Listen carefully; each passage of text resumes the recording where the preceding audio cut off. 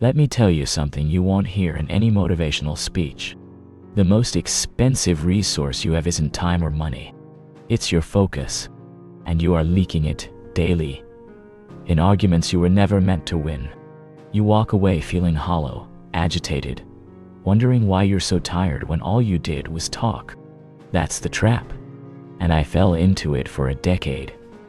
Until one single realization, born from exhaustion, changed everything. This isn't about communication. It's about energy warfare. I used to think strength was in the fight. If I saw an error, a flaw in logic, a twisting of truth, I felt a moral and personal obligation to correct it.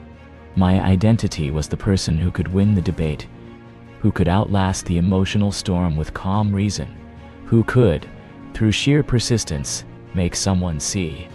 This was my greatest mistake. I was a gardener trying to grow orchids in a hurricane. I spent years pouring my best energy into soil that was not soil, but quicksand. Some fights are not arenas for victory. They are drains, deliberately designed. You are not a gladiator in these spaces. You are the spectacle. Your logic is not a sword. It's part of the show. There are people, and you know them, who do not live in the same universe of discourse as you. They do not argue to find common ground, or to refine an idea, or to reach a truth. They argue to pull you into the noise. They thrive in the fog. Their goal is not to be right, but to make the environment so thick with emotion, so chaotic with shifting goalposts and personal jabs, that you become disoriented. You think you're fighting for a point. They are fighting for your energy. And the moment you engage on their terms, you have already paid them. You've paid with your clarity, with your peace, with the quiet focus you could have spent building something that mattered. You enter the ring thinking it's a contest of ideas, but the ring itself is the weapon, and it is built to exhaust you. I learned this the hard way, in relationships, in work, in pointless digital screaming matches that left my hands shaking. I would spend hours crafting the perfect rebuttal, only to be met with a nonsense comeback. I'd dismantle a fallacy, only to be accused of being heartless. I'd present evidence, only to be told the rules had changed. I was trying to play chess while the other person was happily setting the board on fire. And I kept going back, day after day, year after year, convinced that next time, with better words, with more patience, I could win. I was not persistent. I was being farmed. My energy was the crop. The shift didn't come from a sudden burst of wisdom. It came from a collapse, from the quiet, ash-filled morning. After another night wasted in futile conflict, I was so tired. Not a tiredness that sleep could fix, but a soul-deep dilution. I had nothing left for my own projects, my own thoughts, my own peace. I had taxed myself into bankruptcy, and in that hollow silence, the truth was deafening. I was not a warrior. I was a volunteer. The real battle wasn't out there. It was for the sovereignty of my own mind. The one change was not a new tactic for fighting. It was the decision to stop volunteering for battles that only existed to consume me. Wisdom, I saw, is not about having the final, unassailable argument. It is the perceptual skill of recognizing an environment that is hostile to truth. It is smelling the air in the room and knowing it is poison to clarity. In those spaces, silence is not cowardice.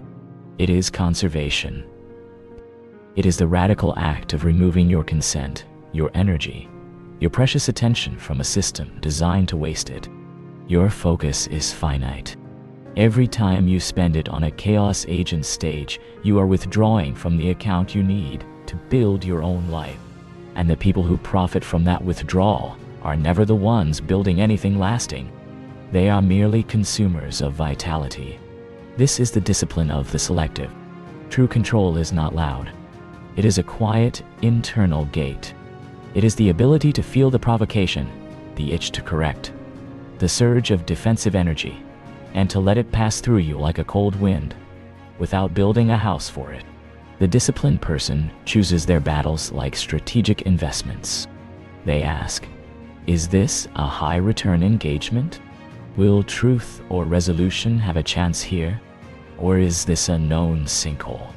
They understand that sometimes the most powerful, the most dominant move you can make is not a clever retort. It is a refusal. To walk away is not an admission of defeat. It is a declaration of sovereignty. You are not leaving because you are wrong. You are leaving because you refuse to become dirty in a place that was built for filth. I am not telling you to avoid all conflict. Necessary fights exist. Standing your ground on your core values, protecting your boundaries, defending the defenseless.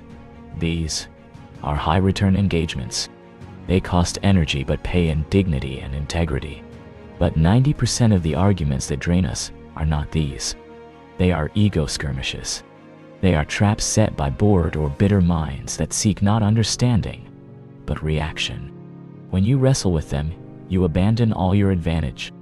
You step down into their terrain, where logic is a weakness and volume is king. You have already lost by agreeing to play a game that cannot be won. This is the one change, to move your identity from the person who wins arguments to the person who guards their peace. Your inner silence is not empty space. It is fertile ground. The energy you recover from pointless fights is the very energy that will build your life's work. It is the difference between being a reactor, jerked around by every provocation, and being a creator, quietly directing your resources toward a vision only you can see. The transformation is internal and irreversible. Once you see the draining mechanisms for what they are, you cannot unsee them. You will feel the pull of the old habit, but it will feel like stepping toward a cliff. Your new instinct will be preservation. So now, when I feel that old hook, that tug into the chaos, I hear a simple question in the quiet of my mind. Is this my battle? Or is this my energy, being invited to a funeral for truth? I close the gate. I conserve my fire. I walk away, not with the heat of rage, but with the coolness of someone who has just reclaimed a piece of themselves. The noise fades behind me, and in the quiet that follows, I can hear my own thoughts again. I can build again. Keep going. Keep building. Guard your focus like it is the last flame in a cold world. Tend to it.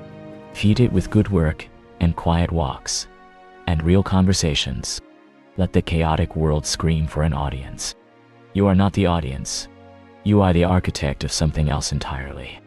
Your one change is waiting in the choices you make today, in the battles you quietly, wisely choose not to fight. Make that change. Then build from there.